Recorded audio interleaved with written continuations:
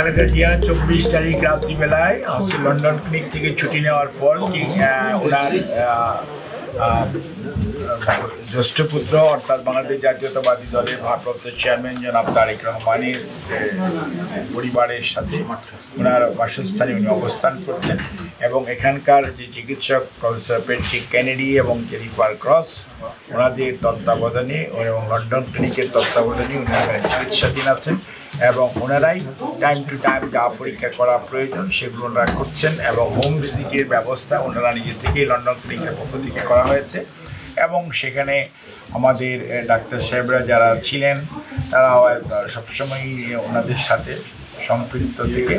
এবং আলাপ আলোচনা করে ইনারা যে প্রোটোকল অনুযায়ী চিকিৎসা দেন সেটা অব্যাহত আছে। রুগীর ডাক্তার যখন বাড়ি যায় তার অর্থ হচ্ছে রুগীর অবস্থা নিশ্চয়ই পূর্বে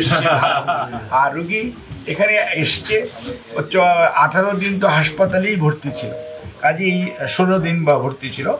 আর এই কয়েকদিন মাত্র এখানে আছে, আর কয়েকটা দিন অপেক্ষা করুন, দেখবেন নিশ্চয়ই দেশনেত্রী কখনোই